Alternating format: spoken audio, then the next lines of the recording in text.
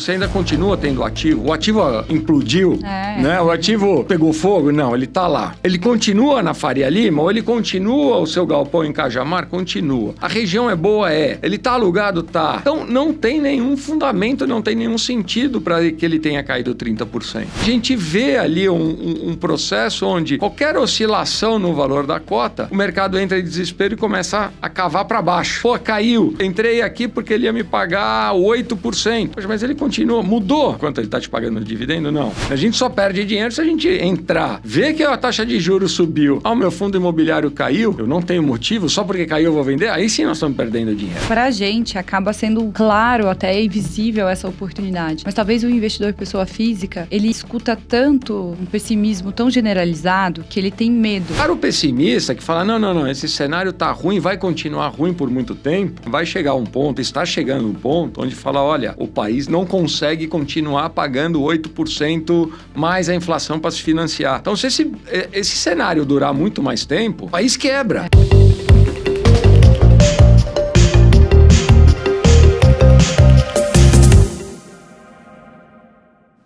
Olá, seja muito bem-vindo e muito bem-vinda ao FITalks, o podcast mais completo para quem quer mergulhar no universo dos fundos imobiliários. Aqui você encontra conversas exclusivas com os gestores mais relevantes do mercado, análises profundas, insights valiosos e tendências que vão transformar a sua forma de investir.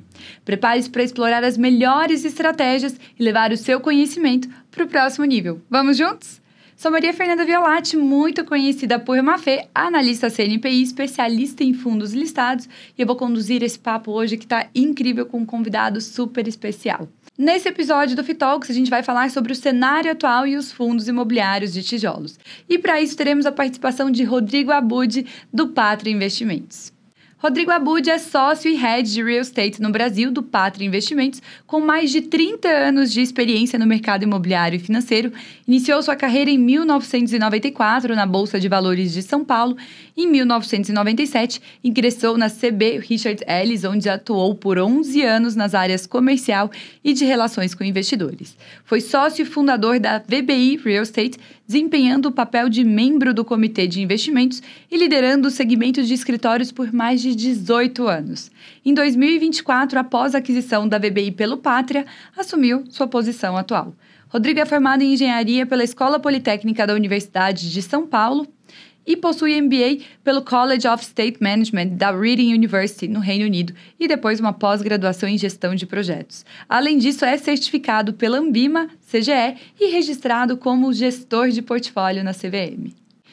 Rodrigo, é uma honra te receber aqui no FITalks, um grande gestor do mercado, o qual eu admiro muito. Antes de mais nada, eu que agradeço a oportunidade, é um prazer estar aqui, né? Sempre muito gostoso esse bate-papo.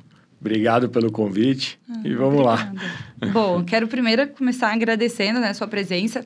Tenho certeza que a nossa audiência aqui vai aprender bastante hoje com você e principalmente também, né, sobre aqui o seu histórico, toda essa parte de análise das lajes, do segmento de logística. Você tem muito conhecimento e eu acho que hoje vai ser enriquecedor para a nossa audiência. Bom, Abud, antes de mais nada, antes da gente bater esse papo aqui interessante sobre fundos de tijolos, eu queria também entender um pouquinho mais sobre o Abud, né? Conta pra gente um pouco da sua trajetória profissional. O que te fez brilhar os olhos para o mercado imobiliário? O que te chamou a atenção? Vamos lá, que acho que essa história entrega muito da idade da pessoa, né? Fica até sem jeito de falar, porque ela fala, nossa, como tá velho. Que isso? Mas acho que tudo começa, né, na faculdade ainda. Então, estamos falando de um curso de engenharia na Poli na década de 90. Né? A década de 90 é uma década onde os bancos de investimentos estão muito atuantes no Brasil, principalmente os estrangeiros. Então, quando você fazia engenharia primeiro, na Poli você tinha dois caminhos. A área técnica, você vai seguir ali, né? Se você está fazendo engenharia civil, você vai para construção civil, se você está mecânica, você vai para a indústria. Esse era o que vinha na carreira de engenharia. E na década de 90 começa a abrir um horizonte que é o mercado financeiro. Esses bancos internacionais começam a olhar muito para as escolas de engenharia, para as escolas técnicas e contratar esses engenheiros. começa a despertar interesse do mercado, muita gente indo para o mercado financeiro. E é por isso que eu começo primeiro minha trajetória na Bolsa de Valores, porque é uma das coisas que eu tinha certeza quando eu entrei na engenharia. Eu não quero ser engenheiro, não gosto de engenharia. Eu ia te perguntar exatamente isso. Você, eventualmente, em algum momento, pensou em trabalhar em obra? Não. Minha primeira reação é falar, eu quero ir embora, eu não quero mais fazer esse curso, eu vou mudar, né? E aí eu começo a trabalhar, então, na Bolsa de Valores e começo a ter uma outra vivência. E ali, naquele momento, o mercado que me abre a cabeça fala, gente, deixa eu falar uma coisa, que essa coisa de que o engenheiro tem que ir para a obra, ou tem que ir para a fábrica, ou tem que ir para a indústria, é meio antigo. Hoje o mercado está abrindo, o mercado financeiro está cada vez mais contratando engenheiros, ou pessoal de curso técnico, assim. Então, termina o seu curso de engenharia e venha trabalhar aqui, né? Então, aí eu começo, ainda durante o curso, concomitante ao curso de engenharia, eu começo a trabalhar no mercado financeiro na Bolsa. Segundo grande movimento era quando eu estou saindo do estágio na Bovespa, que eu fiz um estágio contratado pela Bovespa, atuando ali no pregão. Quando eu estou saindo, terminando esse estágio, que o caminho natural era seguir para bancos, né? Veio um convite muito interessante da Richard Ellis naquela época. Tá? Vamos montar o departamento de Asset Management imobiliário para os grandes investidores imobiliários. O que nós vamos fazer? Nós vamos fazer uma gestão profissional do portfólio imobiliário de grandes investidores institucionais. E ali a gente tinha... A Richard Ellis tinha o mandato de uma grande fundação que tinha uma carteira imobiliária que falou, eu quero fazer uma gestão profissional dessa carteira. E me convida, então, para ser o trainee daquela área, né? E eu me identifico muito, eu falo, poxa, aqui começa uma migração, uma junção do mercado imobiliário e o mercado financeiro. Os investidores institucionais cada vez mais vão olhar para esse mercado como um asset allocation deles, uma estratégia de investimento, e vão precisar de uma gestão profissional. Isso me encanta e falo, é uma convergência de dois mercados super interessantes, o imobiliário e o financeiro.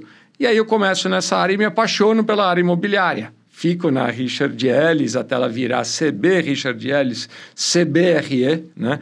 Era muito interessante porque ela era a grande dominante do mercado, então você via de tudo que acontecia, desde as transações de locação, compra, venda, compra de terreno, consultoria, advisory, gestão dos grandes fundos, dos grandes investidores, né? Então aquilo foi uma escola.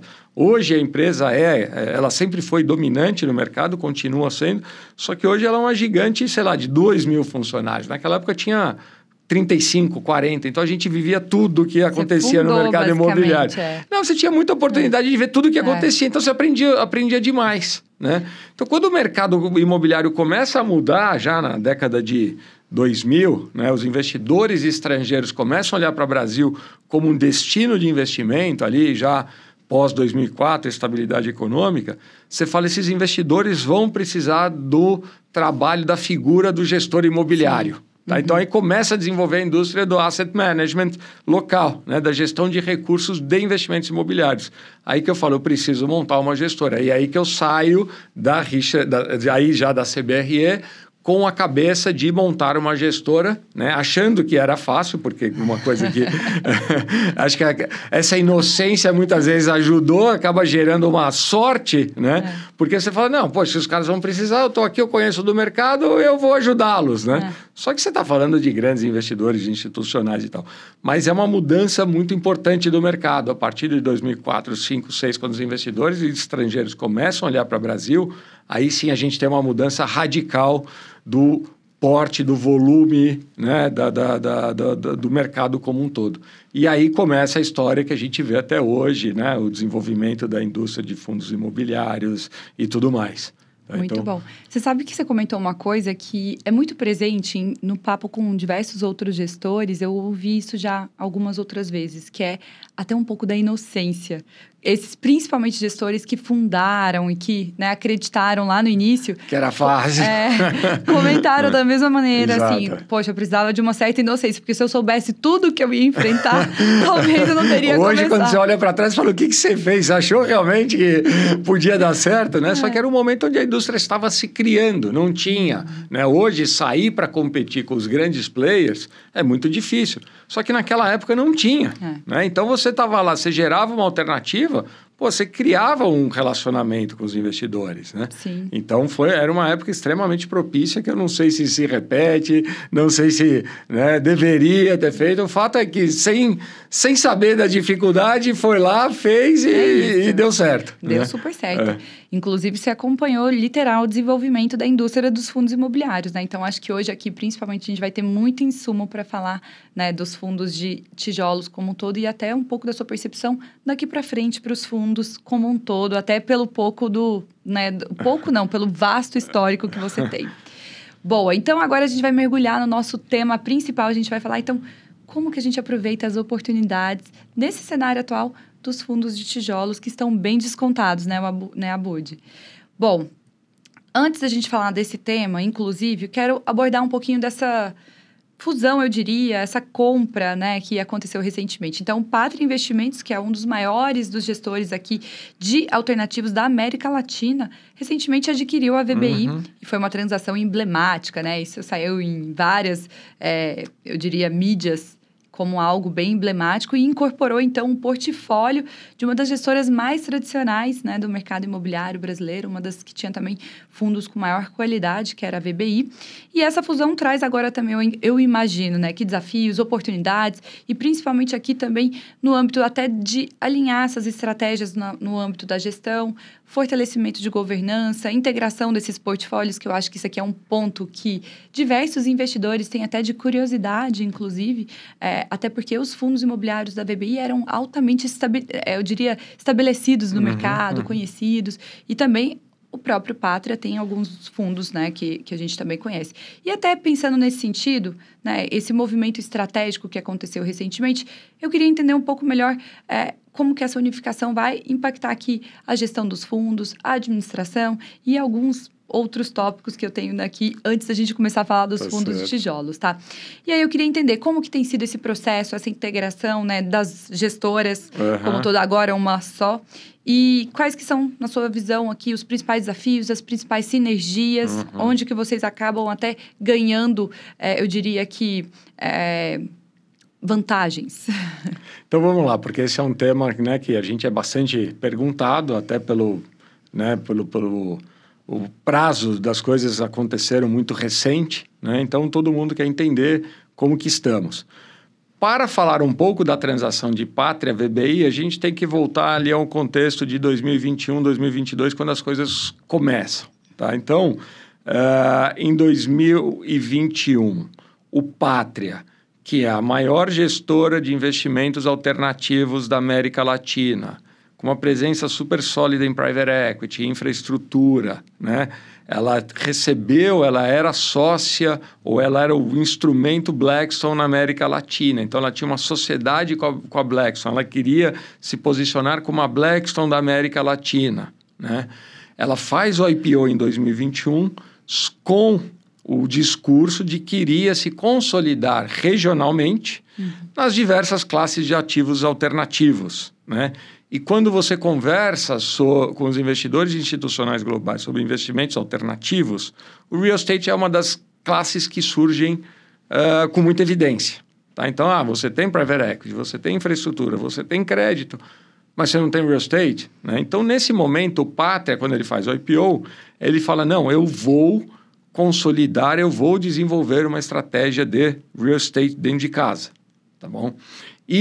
Só que ele decide que, pelo nível de comprometimento que ele estava dando aos clientes, não daria tempo de fazer uma coisa orgânica. Vou contratar executivos, vou começar um processo de captação, vou sair do zero. Esse processo iria levar muito tempo. Então, ele decide fazer isso via aquisições, associações, M&As, como dizem no mercado, né, no jargão do mercado.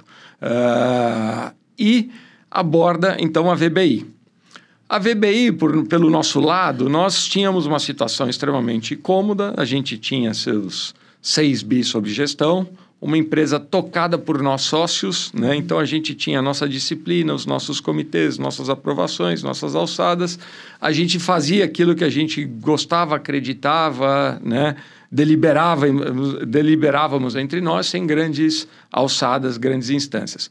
Quando o Patria pergunta da possibilidade de negócio, a gente fala, olha, pode ser desde que faça sentido para ambos os lados, Tá? E qual que era o contexto ali de 2022 que poderia fazer sentido para a gente? A gente via ali naquele momento um mercado difícil, assim como a gente tem hoje, tá? Onde as gestoras que estavam conseguindo surfar melhor o ambiente adverso eram aquelas gestoras que tinham relações com as instituições financeiras ou que tinham relacionamento institucional, tinha uma placa institucional por trás. Atreladas a bancos, né? Itaú, BTG, XP, né? Essas gestoras estavam se sobressaindo. E nós, como independentes, a gente não tinha muita poder para concorrer. Né? Bom, eu preciso fazer uma emissão, num mercado difícil, a emissão sai mais caro. Quem que paga isso? Muitas vezes o gestor, o sócio. Então, a gente falava, a gente tem recursos limitados para esse crescimento. Então, a gente falou, nós vamos ficar para trás. Apesar de estar entre, sei lá, as 3 maiores gestoras independentes, as gestoras que são associadas às instituições financeiras estão crescendo demais. Estão deixando todas as outras para trás ou começar a ser um agente consolidador. Né? Nós estamos no meio da piscina e temos agora uma oportunidade de um sócio institucional como o Pátria, do Porto do Pátria, para nos ajudar nesse crescimento. A gente começa a ser mais um player de porte. Tá? E o contraponto é mais a gente perde a nossa autonomia, a gente perde o nosso poder, a nossa discricionariedade. Tudo isso tem que ser conversado. E quando a gente senta na mesa com o Pátria, a gente vê um ambiente muito receptivo, né? Muito colaborativo. O Pátria falando, olha, eu estou aqui porque eu gosto da forma como vocês fazem, eu gosto da gestão de vocês e só quero ajudar no que eu posso ajudar. No que eu não posso ajudar, eu não quero nem tentar ajudar para não atrapalhar. Tá? Então, o que eu posso ajudar? Poxa, eu sou uma casa institucional, acesso a investidores globais, acesso a investidores institucionais locais, tá? Padrão de governança no nível da companhia eu posso ajudar. Enfim, mas a rotina, o dia a dia, vocês tocam, tá? E foi muito legal, né? Porque a gente fez o começo de uma transação em 2022, até para se conhecer melhor, e essa transação ficaria 100% efetiva a partir de 2024. Então, nós tivemos 2 anos para nos conhecer. Foi um momento onde foi, de fato, uma associação muito colaborativa. A VBI saiu dos 6 bi que tinha na época e vai quase a 12 bi 2 anos depois, 2 anos de mercado difícil. Ou seja, a gente cresce bastante, a gente vê que a ajuda desse sócio institucional nos ajudou muito. Aí a gente fica muito feliz pela ajuda. E o Pátria também fala, poxa, agora eu posso dizer que eu tenho uma plataforma de real estate. Sólida, né? Sólida, né? Bem reconhecida, tudo mais. E nesse meio do caminho, até discutindo a estratégia, a gente chega ao consenso com o Pátria que a gente teria 2 formas de crescimento. O orgânico, via captações, novos fundos, tudo mais. E o M&A, o inorgânico, as compras de gestoras menores. Então, lembrando, de novo, a gente estava num momento difícil. Se para a gente que tínhamos 6 bilhões sob gestão, o mercado já estava ficando mais hostil, imagina para as pequenas gestoras, aquelas com menos de 1 bi. E a gente define uma estratégia que a gente iria comprar algumas gestoras desse porte. E a gente compra. A gente chega a comprar 3 gestoras. A gente compra a Mori, compra a Bari e compra a Blumacol, tá? Com isso, a gente vai alavancando o nosso crescimento. E nesse meio do período aparece o grande peixe ali, que não era mais nem um peixe, era um tubarão, né? Que era a oportunidade de comprar o business de real estate do CREI.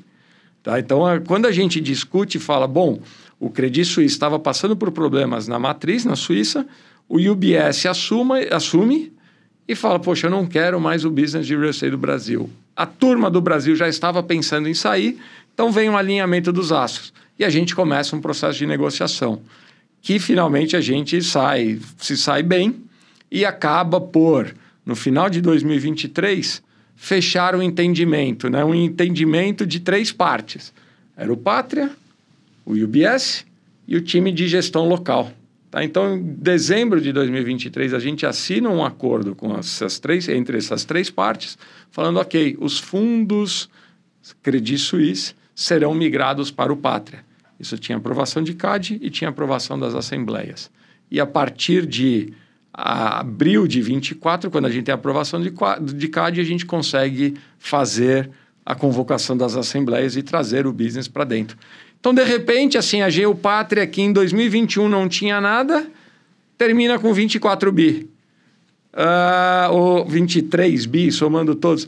A VBI, que não tinha 6 bi, está com 23 bi. E o CIES, que tinha seus 12 bi, dobra. Então, é uma mudança muito grande para todos nós, né? Mas uma mudança bastante proveitosa e agora temos que colher os frutos dessa junção toda, né? Com certeza, até porque, como você mesmo disse, a casa agora tem fundos com muita qualidade, né? Eu diria que alguns gigantes do mercado, inclusive, estão lá. Então, acho que vai ser realmente bastante oportuno aí.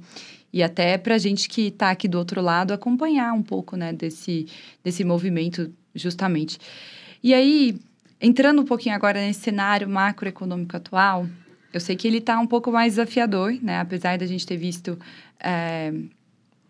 alguns acontecimentos pontuais, o cenário atual a gente vê que a taxa Selic acaba prejudicando, eu diria que dificultando, né, o mercado de fundos imobiliários, especialmente os fundos de tijolos. E aí a gente tem visto muitas, né, acontecimentos recentes, seja reforma tributária em pauta, seja mudanças regulatórias que até trazem aqui alguns debates sobre o futuro dessa classe de investimentos. E aí eu queria entender um pouquinho, Abud, o que você entende perante esse cenário, como que estão, né, basicamente, os fundos de tijolos, né, na sua visão, porque a gente sabe que, sem sombra de dúvidas, eles têm os seus preços ali das cotas pressionados no mercado secundário. Essa taxa de juros acaba também elevando aqui o custo de financiamento para empresas, acaba dificultando para o crescimento dos fundos de tijolos como um todo. E aí eu queria entender o que, né, agora, enquanto Pátria, vocês têm feito e até olhado de uma maneira... Qual que é o olhar de vocês para mitigar esses riscos ou para minimamente trazer awareness ou conhecimento aqui para o investidor, para ele entender exatamente também o que está acontecendo no secundário e quais são as diferenças até do próprio mercado por si só, porque a gente está vendo também que o mercado está fomentado, né? Então, se a gente olha diretamente aqui o mercado por si só, a economia está fomentada, a gente está vendo talvez logística nos patamares menores de taxa de vacância, a gente tem visto aqui que o que está acontecendo no secundário não é efetivamente o que está acontecendo na economia real. E aí, por isso, eu queria que você trouxesse um pouco desse conhecimento do seu lado aqui, né, dessa expertise, desse histórico do mercado imobiliário e também para trazer um pouco para o investidor que está tendo... Poxa, Mafê, eu estou perdendo dinheiro. Eu investi em vários fundos de tijolos e agora a cota está derretendo. Né? O que está acontecendo? Isso vai se manter? Qual que é a visão do Abud perante todo esse cenário? Bom, vamos lá, porque eu acho que o momento para os fundos imobiliários ele está muito difícil, né? E quando a gente olha, ainda mais... para quem está desde o começo no desenvolvimento dessa indústria, a gente vê hoje o porte que nós atingimos. Estamos com 2.800.000 pessoas físicas hoje investindo nesse mercado. É muita coisa, bastante gente, né? Muito pequeno perto do que pode ser, mas já é muita coisa. Eu lembro quando a gente fazia as primeiras captações para 1.000 pessoas físicas, 5.000 pessoas físicas, né? Então, hoje, quando a gente comemora 2.800.000, é um marco, assim... impensável há 20 anos atrás, tá? Mas a gente está sofrendo um pouco as dores do crescimento. Muita gente nova entrando no mercado sem entender direito, né? Falando, não, poxa, qual que é o conceito? O que é o fundo imobiliário? Ele é renda variável, mas... quando falam que o fundo paga 9%, ou 8%, ou 10%, muitas vezes as pessoas confundem aquilo como uma renda fixa. Ele vai pagar 10% e vai estar ali preservado o valor, né? Então, é importante a gente lembrar primeiro o que é o fundo imobiliário, o que é essa classe de ativo, tá? É um formato fantástico de se investir na classe imobiliária, tá? Totalmente... desburocratizado, tá? Sem necessidade de você contratar um corretor, você ter que pagar o ITBI, você ter que comprar um prédio inteiro, um apartamento inteiro, um escritório inteiro, tá? Ele é muito democrático e inclusivo para o investimento no setor imobiliário, mas ele continua sendo um ativo que é uma renda variável, pela simplicidade, pela regulamentação. Muitas vezes ele é a porta de entrada para a renda variável. Você tem poucos mecanismos ali, o fundo é muito regulado do que você pode fazer, o nível de alavancagem. Então, teoricamente, é uma classe de ativo fácil, por isso que a gente tem comemorado tanto o avanço, né, dessas pessoas físicas cada vez mais entrando, mas muitas vezes ainda sem muito entender o que é. Então, por ser um ativo de renda variável, ele está totalmente correlacionado ao cenário macroeconômico. Ele é dependente das tendências da taxa de juros, seja ela curta, o CDI, seja ela longa, né? É uma referência que a gente tem ao que é um padrão de investimento praticamente com risco zero se eu comprar um bonde, uma NTNB, vis-à-vis a quanto de risco a mais eu quero para estar investindo no setor imobiliário, tá? E esse é o conceito simples do fundo imobiliário. Quando, né, a gente tem uns juros mais elevados, então quando a gente olha uma B batendo quase 8%, fala, pô, mas se eu vou comprar uma B pagando 8%, para eu tomar um risco adicional, por menor que seja, para eu investir no mercado imobiliário, eu quero uma diferença desse prêmio de risco. Eu quero um pouco a mais, né? Então, você acaba exigindo, sei lá, 9%, 10% para entrar. Como é que eu calibro isso? A turma vende e cai o valor da cota, né? Então, a gente vê ali um processo onde qualquer oscilação no valor da cota, o mercado entra em desespero e começa a cavar para baixo, né? Pô, caiu. Eu entrei aqui porque ele ia me pagar 8%. Poxa, mas ele continua, mudou o quanto ele está te pagando de dividendo? Não, continua pagando. Então, ele está te pagando 8% só que pelo que você investiu. Só que você está olhando todo dia no seu home broker, está falando daquele 100 que eu comprei, hoje já vale 95, vale 90. E aí entra no desespero, né? Então, assim, a primeira coisa, poxa, quando você olhar, primeiro, não olhe, não acompanha. Se você comprou porque você gosta, deixa lá. A menos que você tenha uma necessidade, não acompanha. Se você acompanha e viu que caiu, você precisa vender? Não. Então, continua deixando lá, né? Até por isso que eu gosto de reforçar o ponto de entender bem o portfólio. Porque se a Exato. pessoa entende o que ela está investindo, e principalmente nesses cenários, a pessoa, ok, estou confortável, está tudo certo. Eu sei que esse prédio tem valor, né? Eu sei que esses imóveis ali têm um valor e essa oscilação realmente está no secundário, mas é algo que eu me sinto confortável em saber que o meu dinheiro está ali. Os meus fundamentos estão preservados. Deixo ali que nada aconteceu. Perdi dinheiro? Não, eu não vendi. A gente só perde dinheiro se a gente entrar, ver que a taxa de juros subiu, o meu fundo imobiliário caiu, eu não tenho motivo, só porque caiu eu vou vender, aí sim nós estamos perdendo dinheiro. Aí você fala, não tenho, eu vou esperar passar. Não perdeu dinheiro, você continua recebendo seu dividendo mensal. E essa é a vantagem ou a desvantagem do fundo imobiliário, tá? Quando a gente olha e fala, poxa, mas como é que nós estamos? E agora, né? Essa movimentação toda, e fala, bom, estamos chegando em patamares onde está extremamente descontado. Nunca vi na história, tá, um período tão longo de um desconto tão grande. Quando a gente olha o IFIX, né, que é o índice geral de todos os fundos imobiliários, está com desconto quase de 20% como um todo, né? Ele está pagando um dividend yield médio aí da ordem de 10,5%, 11%.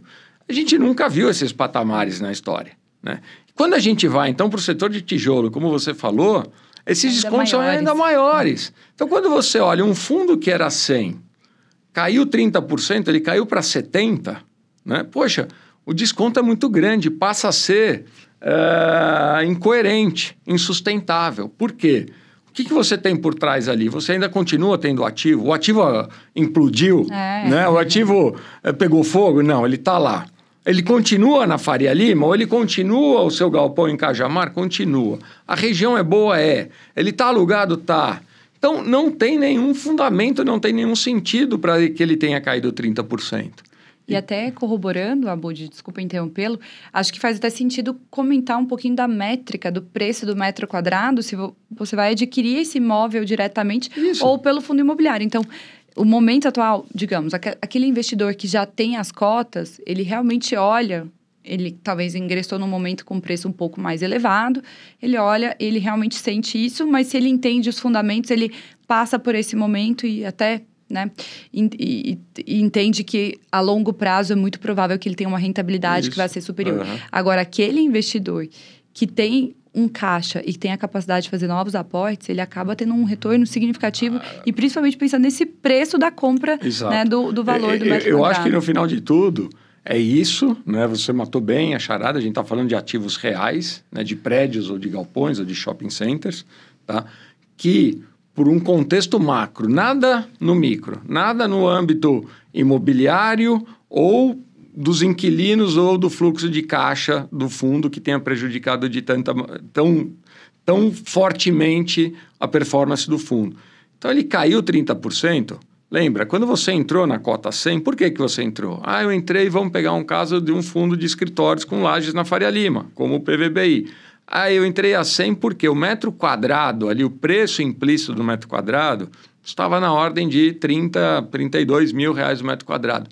É atrativo? É extremamente atrativo. Né? Lembrando, para você fazer um prédio novo na Faria Lima, está entre 35 e 40 mil reais o metro quadrado. Né? Mas aí você tem que comprar o terreno, aprovar o projeto, fazer a obra, alugar, e aí você começa a ter a receita. Esse processo todo está custando 35 mil reais a 40 mil reais o metro quadrado. Poxa, eu tenho a oportunidade de comprar uma carteira de imóveis já pronto e alugado lá por patamares de 30, então faz sentido, eu gosto. O risco é bem menor também. O risco é bem menor, porque você já vê, o ativo está aqui, o inquilino está aqui, o contrato está aqui. O pior dos casos é se um contrato sair, mas são também carteiras muito grandes, onde você tem uma pulverização, você tem uma diluição do risco de contrato. Se cai um contrato, caiu 3, 5, 10% da receita do fundo e vida que segue, o ativo continua lá. Então, quando você faz essa análise e compra na cota 100, é porque está fazendo sentido vis-à-vis o mercado privado, né? Ou o mercado de imóveis. Agora, quando por um fator macroeconômico essa cota ainda cai 30%, significa o seguinte, que aquele ativo que estava valendo 30 mil reais e que não tinha nenhum motivo para ele perder valor, ele caiu 30%, ele hoje está valendo 20 mil reais na bolsa. Tá? Então, de novo, não caiu, não é porque os juros aumentou ou porque a instabilidade econômica está mais acentuada, que caiu o preço do terreno na Faria Lima, nem o preço da construção, o preço do vidro, do cimento, do concreto. Então, continua custando 35 a 40 mil reais o metro quadrado para construir. Né? Então, você está tendo a oportunidade de comprar essa mesma carteira agora por 20 mil reais o metro quadrado. Então, você fala, não tem como esse negócio não voltar. E, quando a gente olha de baixo para cima, se você tinha um investimento a 100, caiu 30, ele foi para 70. Para ele voltar para 100, ele precisa subir quase 50%. Né? Então, quando a gente olha hoje o nível de desconto que nós temos no mercado secundário, está ficando assim muito descolado, está ficando muito oportunístico. No momento, ele acaba sendo muito oportuno para você investir, porque não existe crise que dure para sempre. Nós estamos numa instabilidade econômica, nós estamos numa certa volatilidade. A única certeza que a gente pode ter é que isso vai passar. E aí a gente, daqui 3 anos, vai falar, poxa, você lembra que em 2025 a gente tinha a oportunidade de comprar esses fundos com 30% de desconto e hoje eles estão valendo 20% a mais? Né? Isso já aconteceu em outros momentos. No governo Dilma, 2015, 2016, foi uma outra janela de oportunidade. Muita gente se deu bem, muitos fundos, muitos investidores institucionais que aproveitaram esse momento e falaram agora é uma boa oportunidade de investir, se deram super bem, fizeram muito dinheiro. Nós estamos voltando para esse momento. É uma hora que a gente tem que começar a olhar e falar, tá sendo justificado, por pior que esteja a economia, a gente consegue justificar esse nível de desconto? Um parâmetro simples para a gente dar aqui. Com todo esse nível de desconto, né, o PVBI acabou de anunciar a venda de um ativo. Tá? A venda não era muito grande, não era muito significativa, mas se o portfólio inteiro estava marcado a patamar de 30, caiu a 20, quando a gente faz o breakdown, né, faz a alocação dos valores ativo por ativo, né, guardadas as suas regiões, qualidade e tudo mais, o ativo que a gente vendeu por R$ 26.500 o metro quadrado, ele está marcado no nosso portfólio a patamares de 13. Então, a gente vendeu no mercado secundário pelo dobro do mercado privado, pelo dobro do que ele está valendo no mercado secundário. O que eu quero dizer com isso? Mostra que os fundamentos estão lá, o ativo não perdeu valor, o ativo continua localizado lá, continua sendo um prédio de AAA, continua tendo a sua demanda e o mercado pagando. Né? Então, essa transação resolve a vida de um fundo? Não, porque ela era relativamente pequena. Mas o que ela mostra? Que o valor está sendo distorcido por motivos meio que irracionais. Porque a taxa de juros subiu, meu prédio da Faria Lima perde 50% do valor? Não faz muito sentido, né? Então, acho que esses são os sinais que a gente tem que dar para o mercado, principalmente num momento estressado como esse, né? E esse é a parte mais difícil, né, Abud? Porque para a gente acaba sendo claro, até invisível essa oportunidade. Mas talvez o investidor pessoa física, ele escuta tanto, né, assim, um pessimismo tão generalizado que ele tem medo. E aí, pelo medo de investir, entrar na classe, ele acaba não percebendo essa oportunidade. Na minha visão, né, eu tenho falado isso há bastante tempo, nós talvez estamos aqui numa das maiores janelas de oportunidade. É difícil o investidor, assim, né, entender claramente aquele que tem muito o sentimento ali associado, porque se ele olha minimamente historicamente, a gente consegue ver os patamares negociados, diversos fundos com ágios significativos, ou seja, uma vez que a gente também tenha uma perspectiva de uma retomada de mercado, eu acredito que isso venha com certa rapidez, porque os descontos atuais, eles, como você mesmo disse, os patamares estão muito, né, assim, eu diria, comprimindo ali o preço das cotas, e quando as pessoas, né, o mercado der uma certa reagir, eu acho que essa reação talvez venha e o período, assim, tem que estar alocado, porque o período vai passar rápido, né? Mas você sabe que a gente estava conversando esses dias, assim, acho que uma coisa que é interessante, porque a gente sempre vai lidar com o pessimista falando, não, poxa, ainda tem muita oportunidade, o mercado está todo descontado, eu vejo oportunidades em outros locais, a própria B, como a gente falou ali, né, o Tesouro Brasileiro pagando 7,5%, 8%, então isso é uma oportunidade, verdade. Mas mesmo tratando com os pessimistas, a gente tem que lembrar o seguinte, esses patamares de juros são insustentáveis para a economia, tá? Então, ou eles vão ter que reduzir e o mercado vai se recuperar, o mercado imobiliário vai se recuperar, que essa é a visão mais tradicional, mais otimista que todo mundo pode ter. Mas para o pessimista que fala, não, esse cenário está ruim, vai continuar ruim por muito tempo, né? Vai chegar um ponto, está chegando um ponto onde fala, olha, o país não consegue continuar pagando 8% mais a inflação para se financiar.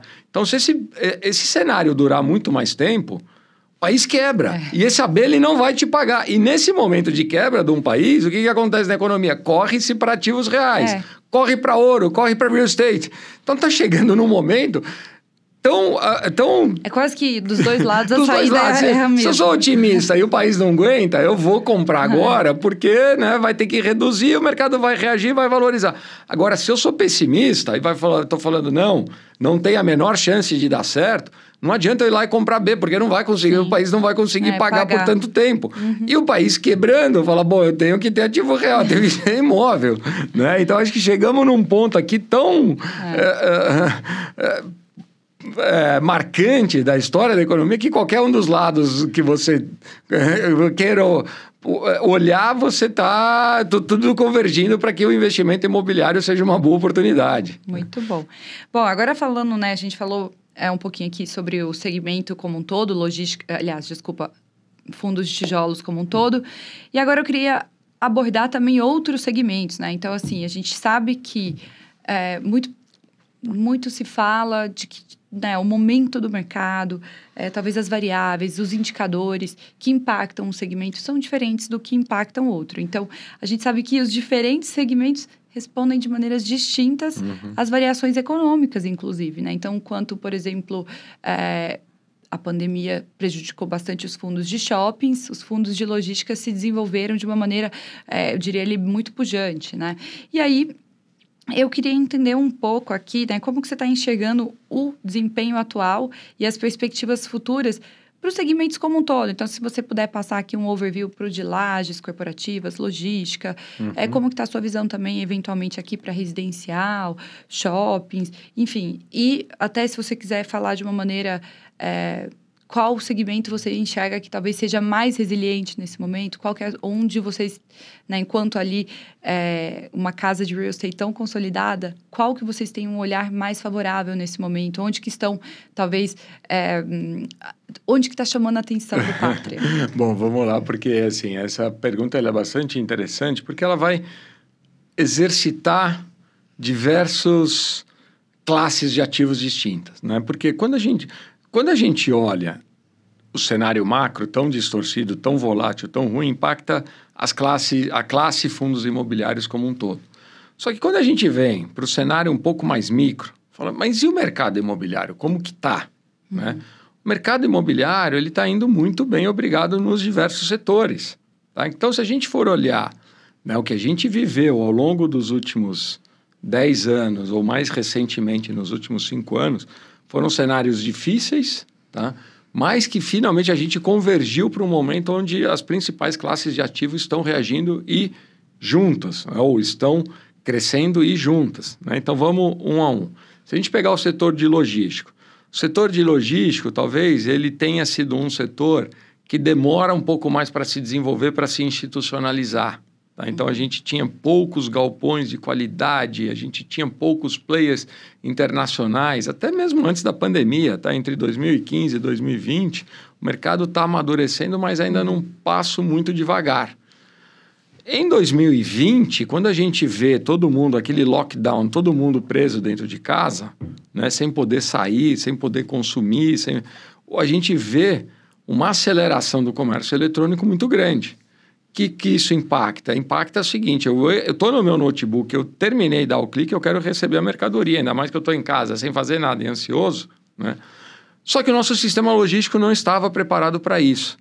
Então, o que a gente vem vivendo no setor logístico de 2020 para 2025 é um crescimento, uma profissionalização, né?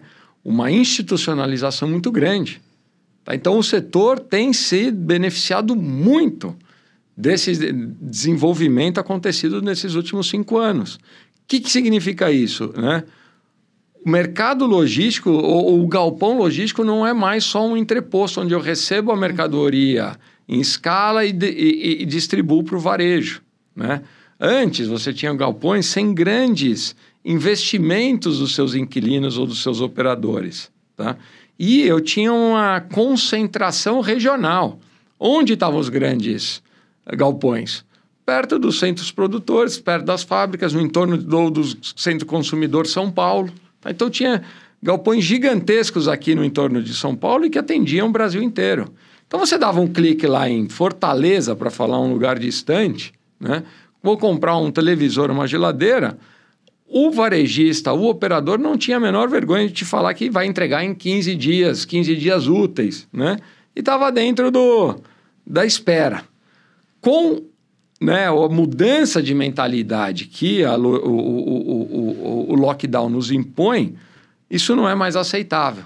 Então, tem que haver uma profissionalização, tem que haver uma descentralização. A gente começa a ver uma expansão geográfica muito grande dos operadores logísticos, procurando centros de distribuição perto dos grandes centros consumidores, espalhados Brasil afora.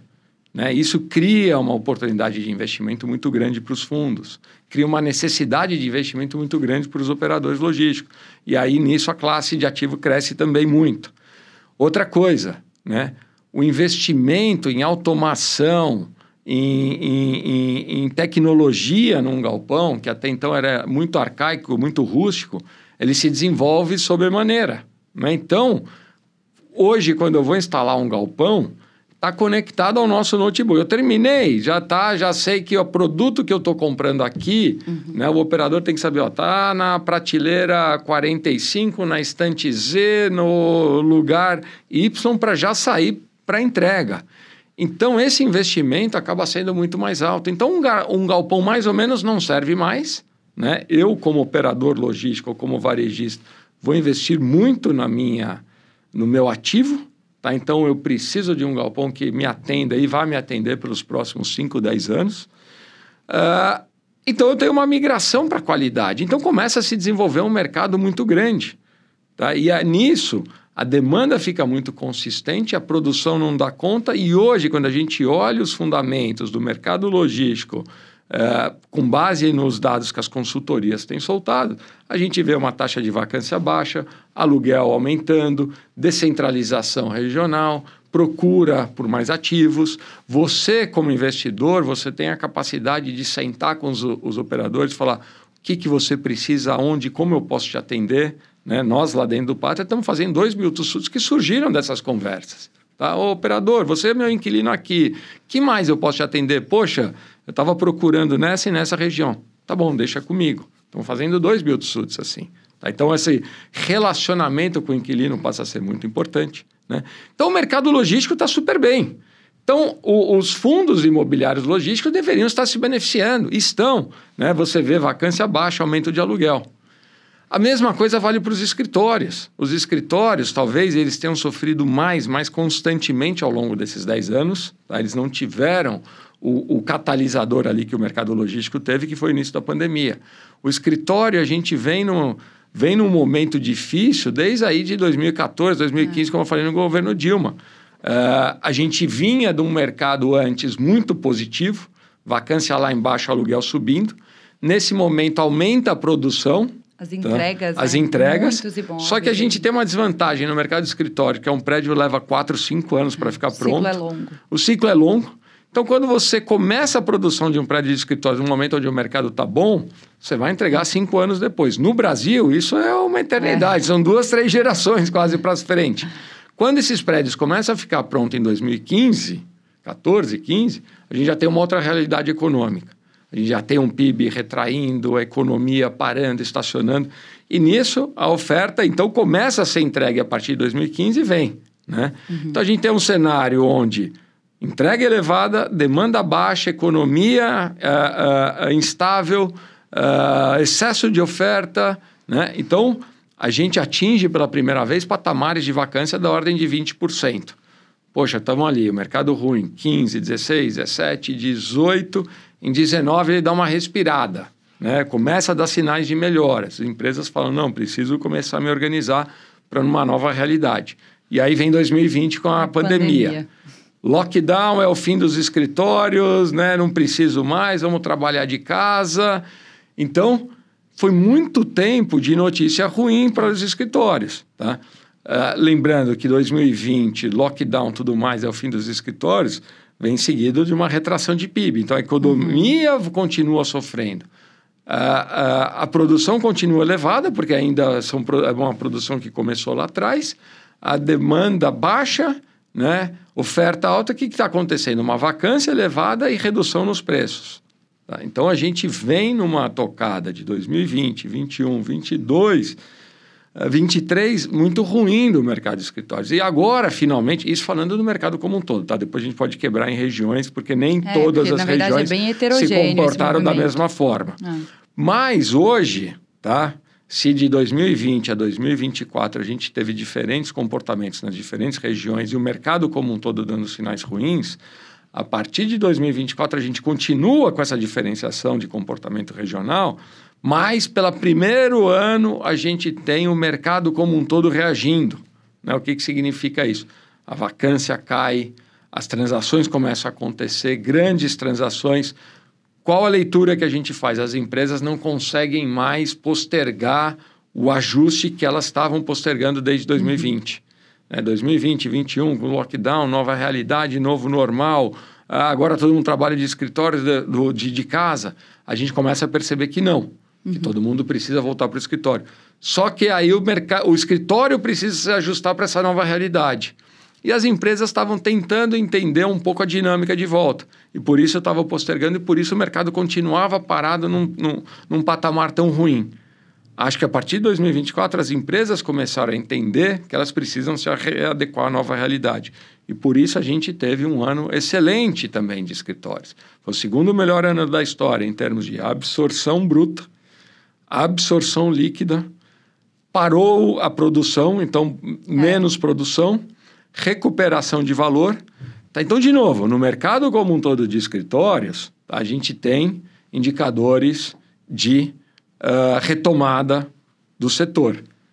E o mesmo vale para shopping center. Shopping center sofreu muito com pandemia, tudo mais, as empresas fechando, também é muito dependente de crédito e cenário macroeconômico, e teve um excelente 2024 também. Então, quando a gente olha nas principais classes de tijolo, todas as 3 classes estão se beneficiando no mercado, num momento de mercado bom. Tá? Então, qual que é o problema que a gente tem? É cenário macro. Né? Porque, assim, poxa, se a gente tivesse alguma coisa pontual, falando, não, é só um mercado que está funcionando, é o logístico por causa dessa demanda reprimida, os outros continuam ruins, a gente tiraria uma leitura falando, não, é uma coisa muito pontual. Mas o mercado imobiliário está funcionando como um todo. Então, por isso que a gente entende que a gente está num momento de oportunidade onde tá, taxa de juros elevadas tendo que reduzir. Tá? A gente nunca viu uma diferença tão grande do mercado de fundos imobiliários para uma taxa de juros, para a taxa de juros de referência. Tá? Então, nem no governo Dilma. Então, como a gente mede isso? O IFIX, que é o índice geral dos fundos imobiliários, nunca teve tão descolado, pagando um prêmio tão grande com relação a B, do que a gente está vivendo hoje. Nem nos cenários mais distorcidos da economia, nem no governo Dilma. Então, a gente tem, só para dar grandes números, 4,5 pontos de spread entre a B e o IFIX. Nunca teve tão alto. Então, essa diferença deveria fechar. Sim. O que se acarreta? Valorização da cota dos fundos imobiliários. A B deveria fechar também. Então, de novo, valorização. E com os indicadores que a gente está vendo no mercado imobiliário, a gente está vendo que os aluguéis devem subir. Então, assim, a gente está num momento que a convergência de retomada está muito latente. A gente está chegando num ponto que quando a gente for estudar no curso de MBA, de Real Estate, de qualquer faculdade de ponta, a gente vai olhar e falar, olha, na curva, teve um momento bom de entrada... Era esse. Que era esse, era o ano de 2025. Era dia X de fevereiro de 2025, ou se era Y de maio, a gente não vai conseguir cravar o dia. Mas olhando para grandes tendências, a gente está chegando muito perto. Né? E isso a gente começa a ver investidores já se posicionando para isso. Tá? Muito bom, excelente. Nossa, uma explicação, uma aula aqui, viu? E aí, entrando um pouquinho mais específico nas lajes, eu acho que a gente comentou aqui alguns pontos importantes, né? Assim, eu também, enquanto uma pessoa que acompanha bastante o mercado, sei o quanto é heterogêneo o movimento. E a gente sabe que, principalmente as regiões mais consolidadas, elas tendem, né, a ter essa busca maior, essa redução de vacância, esse aumento dos preços, para que, eventualmente, isso tenha aquele efeito dominó e alcance as regiões mais periféricas. Enfim, a gente viu transações também de preço de aluguel aqui, historicamente, assim, em patamares bem elevados na Faria Lima, recentemente, né? E aí eu queria entender um pouco sobre, né, o que são fatores, na sua visão, que você enxerga para, eventualmente, a gente ter essa recuperação mais robusta nesse segmento específico, para que isso, talvez, não seja apenas algo que está acontecendo nessas regiões mais consolidadas. Não estou falando só de Faria Lima, só de regiões aqui, Vila Olímpia, JK, talvez Paulista, mas que a gente consiga ver isso num espectro até maior, assim, para alcançar essas regiões mais periféricas. A gente sabe que algumas regiões, inclusive, elas se desenvolveram mais recentemente, como, por exemplo, o caso da Chucri Zaidan. A gente tem prédios, edifícios de altíssimo padrão, mas com vacância também relativamente mais elevada, mas inclusive nessa própria região a gente teve uma redução recente e o preço do metro quadrado ainda é relativamente baixo se comparado a outras regiões. Então, num olhar mais de longo prazo, não necessariamente nesse curtíssimo prazo, o que você entende que são fatores cruciais para a contribuição de um mercado pujante como um todo, né? Não somente nessas regiões mais centrais, que isso a gente está vendo, né? Vamos lá, a gente está vendo, né? Eu sempre fui da teoria da gestão mais simplista possível imaginário da sua estratégia, tá? Regido por uma lei muito simples, a lei da oferta e demanda, tá? Então, quando você vai estudar, onde você vai se posicionar, você como grande gestor de um fundo imobiliário de escritórios, como você vai se posicionar? Quais movimentos você vai fazer? Volta para a lei muito simples da oferta e demanda. Então, a gente está falando de duas variáveis simples, oferta. Oferta, você consegue medir hoje o que está vazio em determinada região. Né? Então, você vai lá, olha, quanto tem hoje vazio na determinada região. É pouco, é muito vis-à-vis o estoque total. Qual outra componente pode te afetar essa oferta? Produção futura. Tá? Então, e aqui a gente tem uma grande vantagem no setor de escritórios, como a gente falou anteriormente, que é o prédio de escritório não aparece de um dia para o outro. Sim. Então, você consegue, com um elevado grau de precisão, saber o que vem pela frente pelos próximos 3 anos, com certeza, de 3 a 5 você consegue mapear. Tá? Então, você tem uma equação com 2 variáveis, onde uma é super simples de você mensurar, que é a oferta. Estoque vazio naquele momento, mais o que vem pela frente. E aí você vai trabalhar com um cenário, olha, aqui vai ter muita oferta lá na frente porque está se produzindo muito. Ou não, né? O nível de oferta está totalmente sob controle. Depois disso, a gente vai para outra variável. Então, essa variável está mapeada, eu tenho as minhas hipóteses, vamos para outra variável, que é a demanda. A demanda você também consegue mensurar com os movimentos simples, com dados simples. Como que está hoje essa região? Tá? Ela tem uma ocupação elevada? Se ela tem uma ocupação elevada, ela já está partindo de uma baixa taxa de vacância, por exemplo, significa que a região está com uma alta demanda. As empresas querem estar lá, ninguém está saindo de lá. Tá? E as transações futuras, as transações que estão ocorrendo recentemente, mostram que as empresas continuam procurando ou é uma região que foi deixada para trás? Porque a gente teve casos, né? Então, se a gente for pensar no desenvolvimento da cidade de São Paulo como um todo, para falar de um passado mais recente, na década de 80, o centro financeiro de São Paulo era Paulista. Né? E aí, poxa, você tinha uma vacância super baixa na Paulista. Sim. O que aconteceu ali? Acabou o espaço da Paulista, não dava para desenvolver novos prédios, não dava para reformar os prédios existentes. Aí sim, que a partir da década de 90 se desenvolve a região da Faria Lima. Sim. Então, quando você vai para a variável demanda, o que você tem que pontuar? Ah, nós estamos numa região que está em declínio já, como a Paulista dos anos 80, com a migração do setor financeiro para a Faria Lima, ou não? A gente continua vendo uma consistente demanda pela região. Está faltando produto na região. Com essas 2 variáveis, aí sim você consegue posicionar a estratégia do seu fundo. Tá? Então, vamos lá. As coisas acontecem por acaso? Não. Quando a gente idealizou o PVBI, falou, o PVBI está concentrado só na Faria Lima. Quando a gente fazia essa análise dessas 2 variáveis, essa era a região que convergia como principal centro de interesse, não meu, mas das empresas em estarem. Tá? Onde tinha forte demanda, onde tinha baixa oferta disponível e tinha baixa produção futura. Não tinha terreno, não tem CEPAC.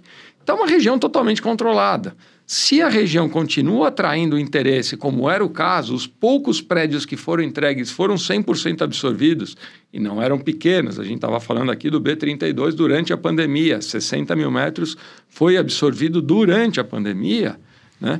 É uma região que continua despertando interesse, não tenho dúvida. Ali vai preservar valor, tá? Na pior das hipóteses, vai preservar valor.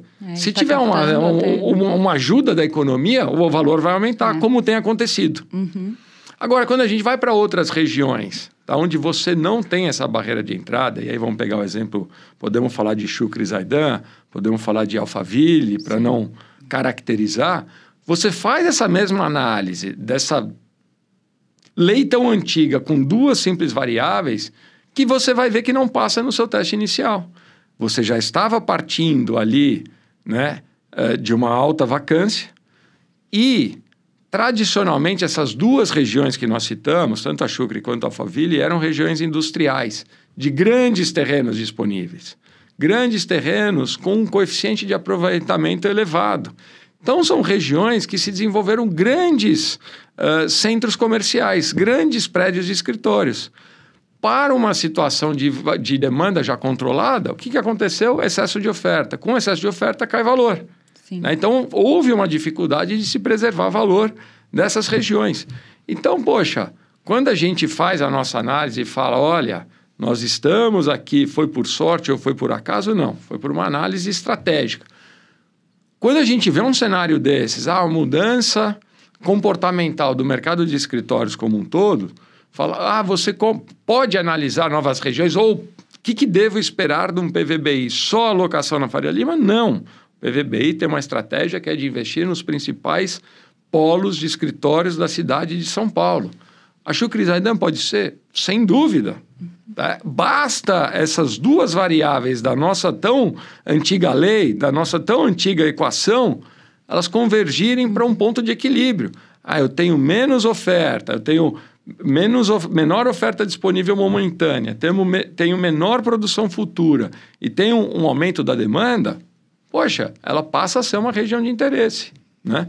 E estamos lá, estamos quase, estamos olhando, né? Talvez demore ainda alguns anos. Mas demore alguns anos para equilibrar essa conta. Mas, pelo menos, os indicadores, né, os detratores dessas três variáveis, acho que meio que cessaram. Agora tem que deixar o mercado um pouco chegar ao ponto de equilíbrio, né? A vacância já está baixando, a produção futura já está diminuindo, né? E a demanda voltando. Então, poxa, né, essas três pontas aqui da equação, a gente conseguiu estancar o problema. Agora é deixar o tempo equilibrar um pouco, né?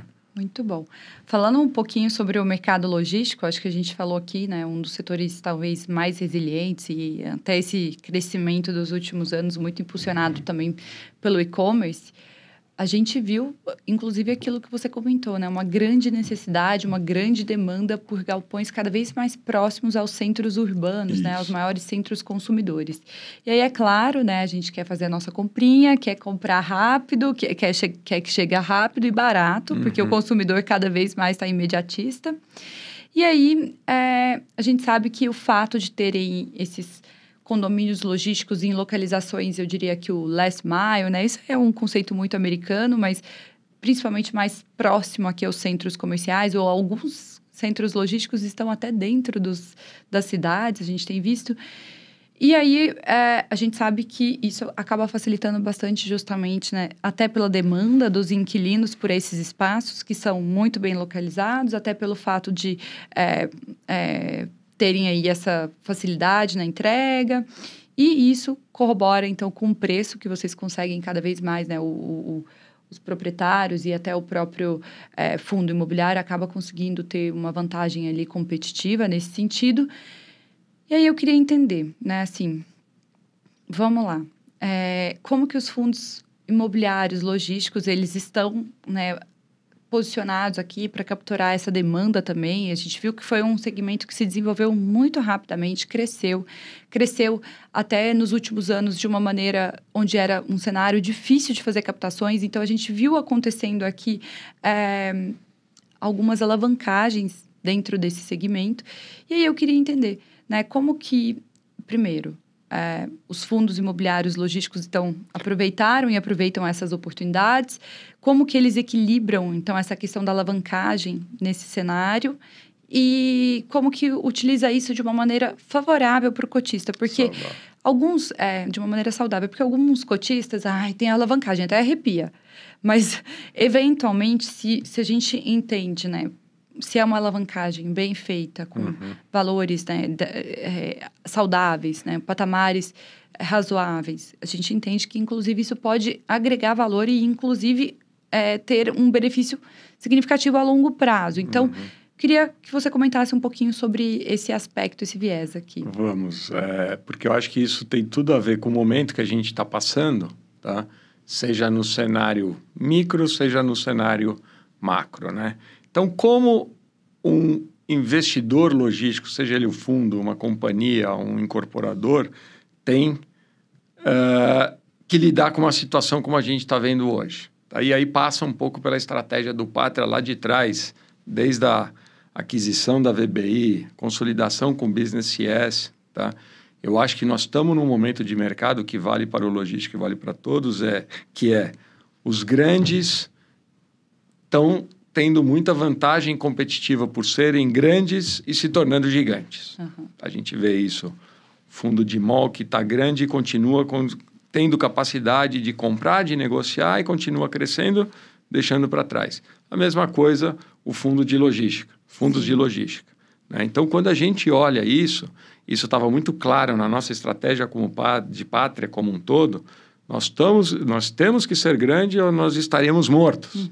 Né? E é por isso que a gente montou uma gestora de 24 bi, por isso que quando a gente olha o nosso plano, é continuar crescendo.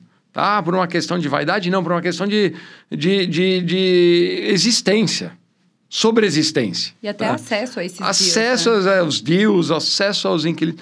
Então, hoje, a profissionalização do mercado como um todo faz com que os grandes tomadores de espaços, eles estão levando tão a sério essa questão que eles querem fazer com empresas que eles conhecem, que já fizeram outras coisas, que eles têm um histórico. Como mundo afora, quando a gente vai para os Estados Unidos, muitas vezes tem operadores logísticos que são casados com fundos ou com plataformas, porque eu conheço como é que funciona, a relação é muito saudável e eu quero manter, eu quero expandir. Né? Isso a gente começa a ver aqui no Brasil.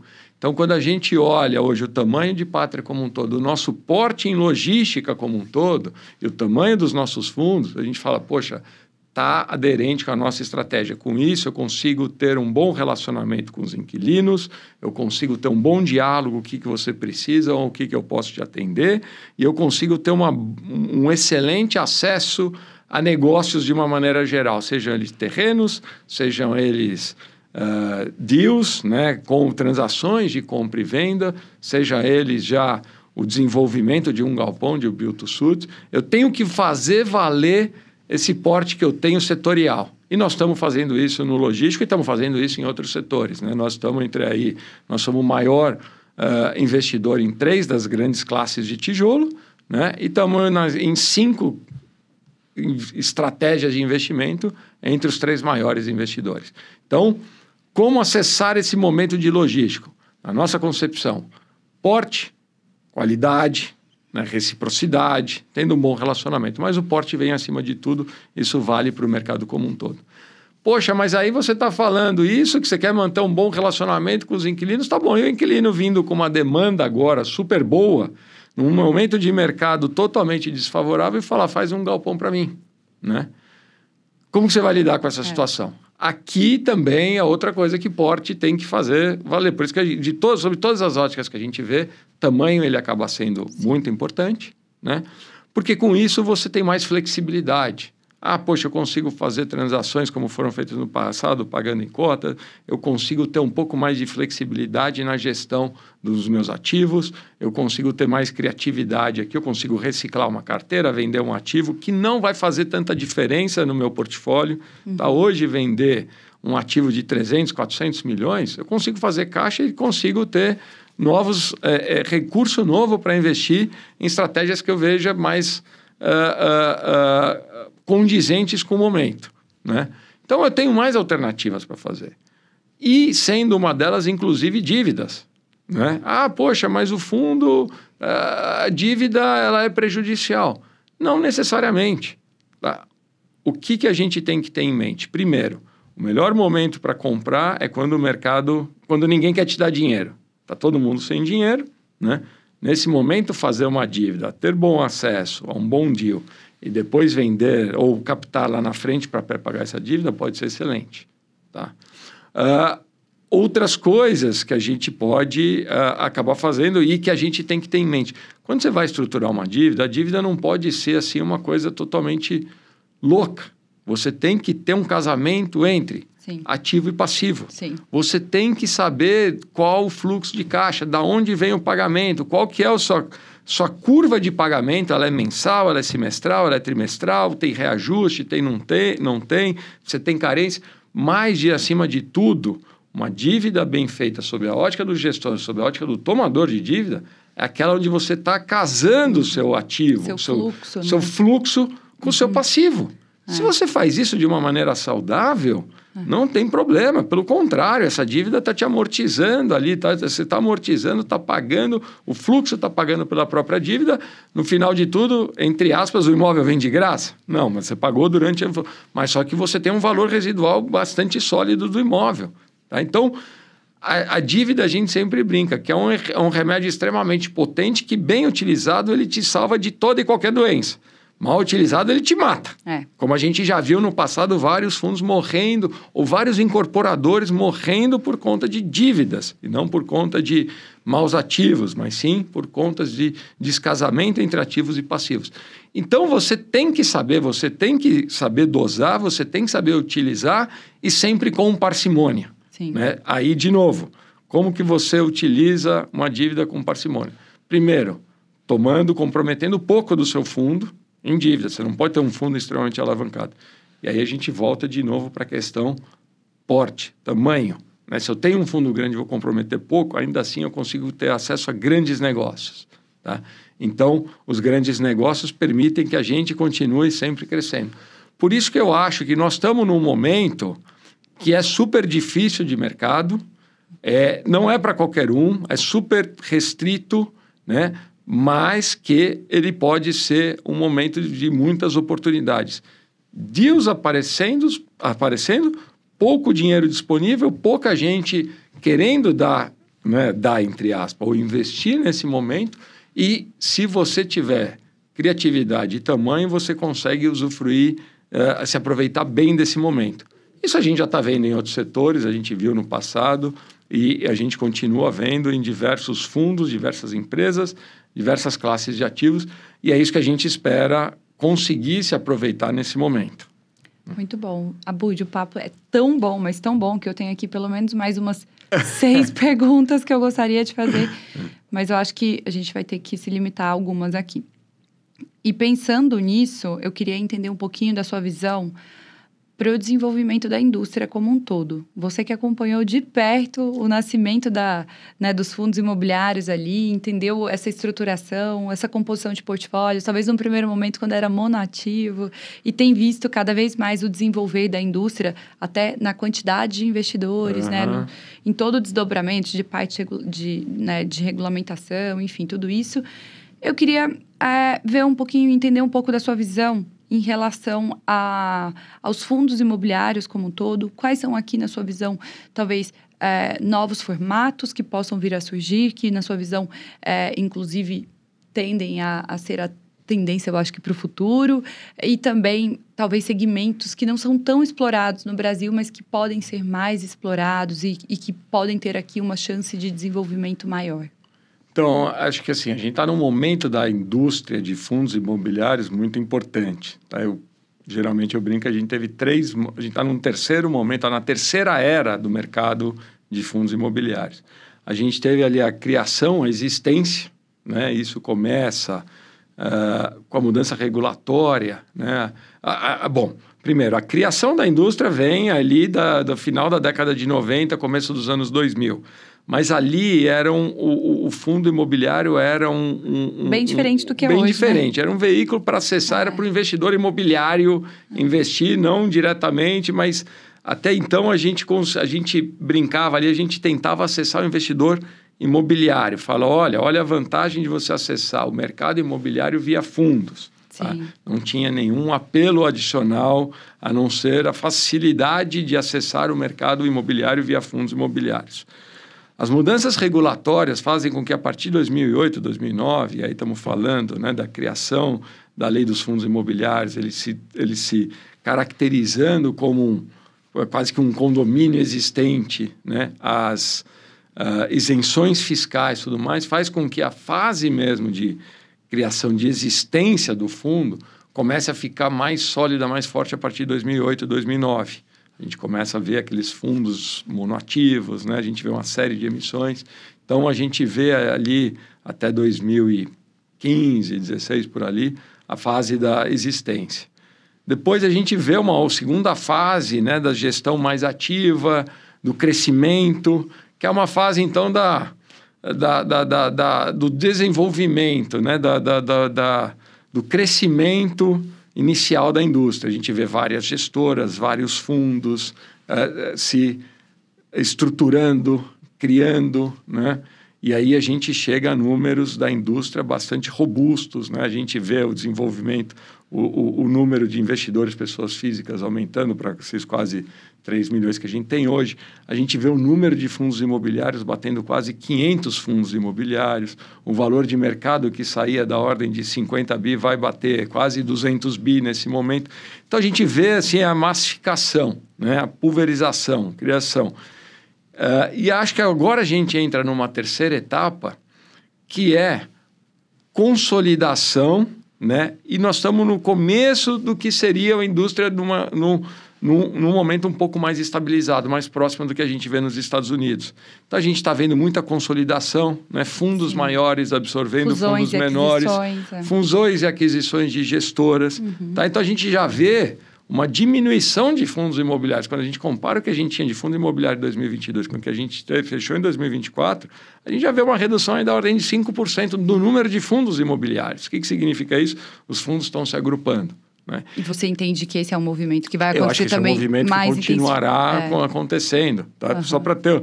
O mercado americano, ele é quase 10 vezes maior que o nosso. Com um número muito menor, né? E com número, e tem metade dos fundos. Tá? E a gente chega a ver fundos lá da ordem de 100 bilhões de dólares. Sim. Né? Um único fundo é 2 vezes o tamanho do mercado nosso como um todo. Tá? Então, a gente deve caminhar para uma situação de consolidação, tá? Tanto de gestoras como de fundos.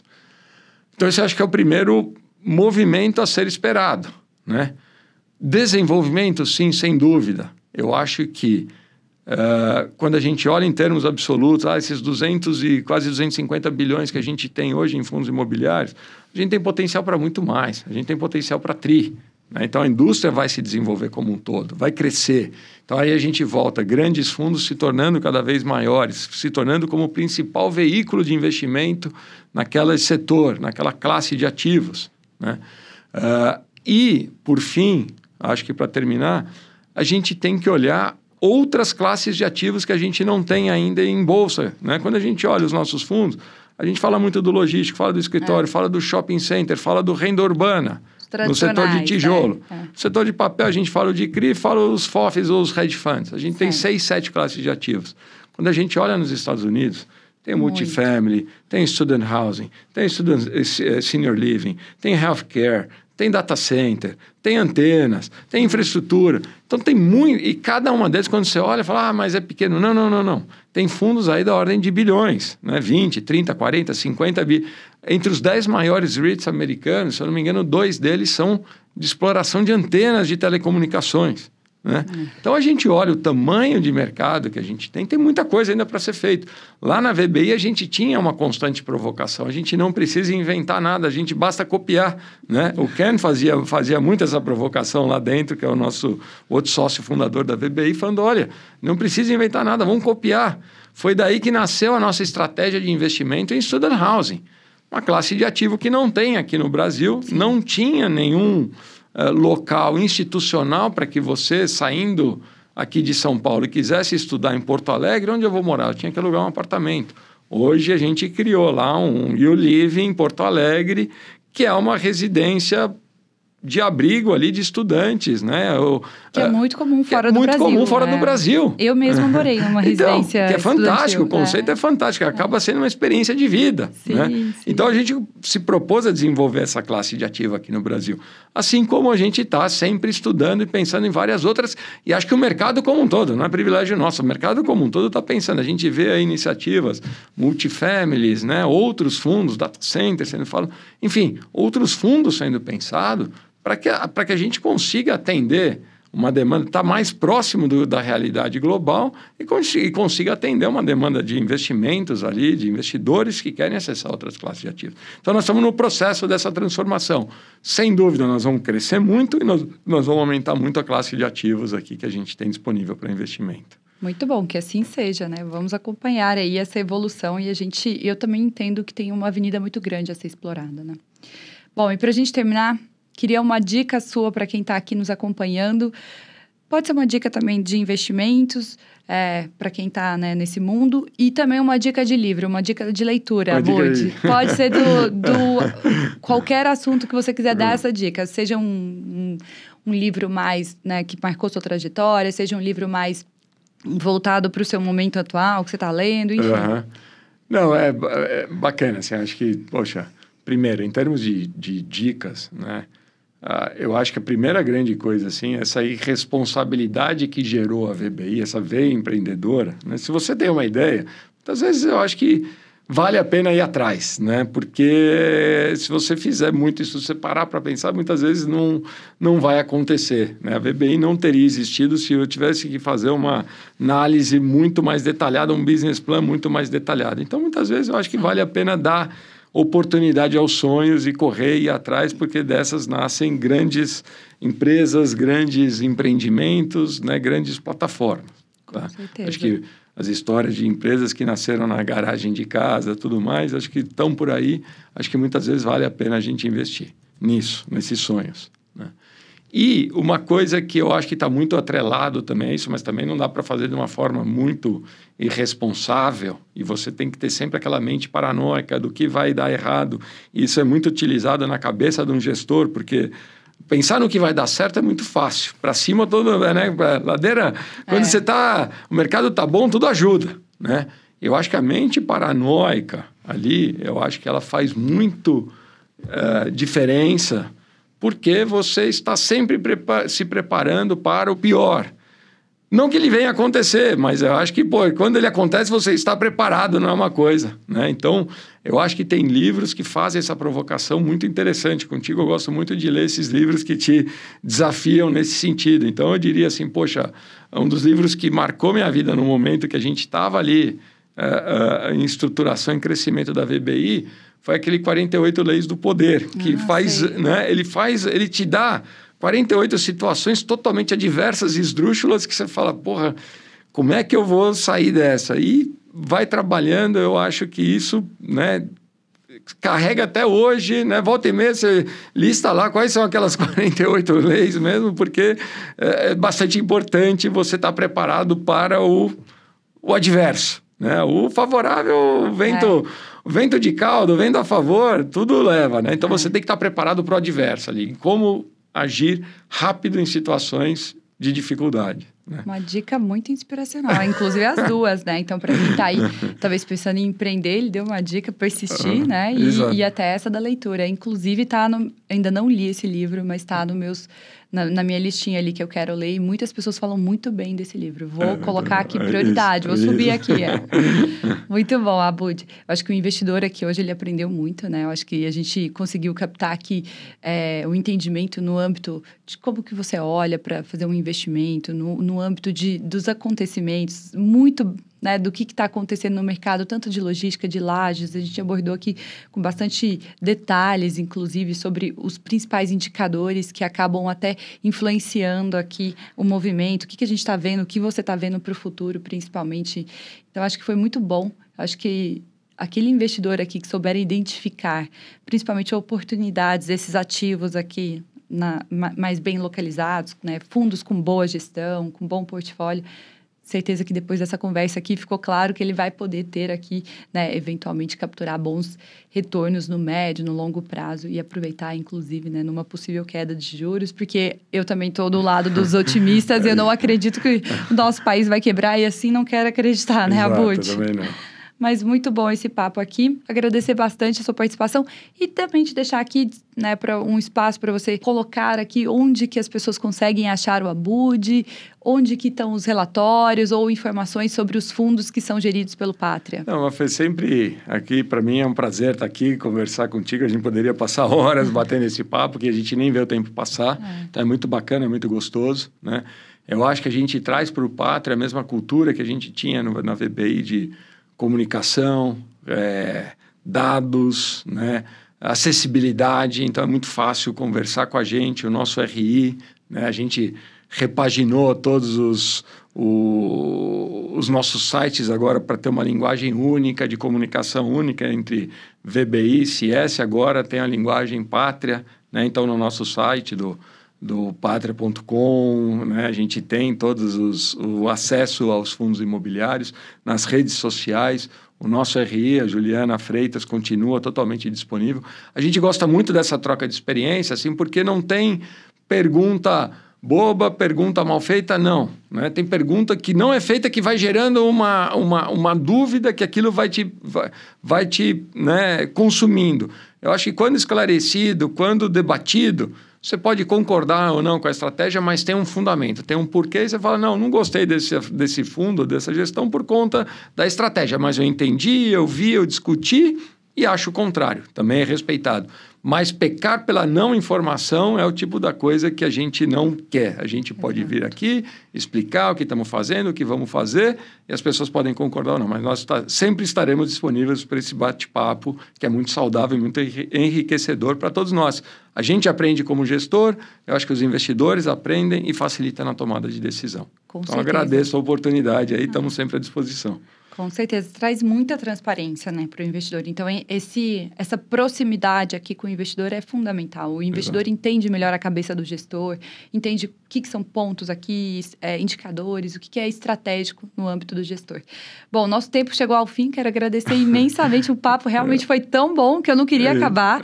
Olha, tem várias outras perguntas, faria um outro programa com a Bud. Com toda certeza. Foi aqui um bate-papo também cheio de reflexões. Eu acho que trouxeram aqui pontos para a gente até se questionar na tomada de decisão de um investimento. Então, analisar, muito bom sempre a gente entender o portfólio de um fundo e, sem dúvida, um gestor desse calibre aqui traz bastante, eu diria, exemplos práticos do que fazer e de como tomar essa decisão. Bom, e para quem nos acompanha aqui, eu espero que esse episódio tenha ampliado a sua visão sobre os fundos imobiliários aqui de tijolos, principalmente, e também te permita aqui captar oportunidades. A gente aprendeu aqui com a Bud, que tem muita oportunidade, tem diria aqui, muitas chances aqui de comprar ativos muito mais baratos no momento atual, tá? E se você gostou, já compartilhe esse conteúdo aqui com os outros investidores e se inscreva no canal também para continuar acompanhando aqui os próximos episódios do FITalks. Até a próxima!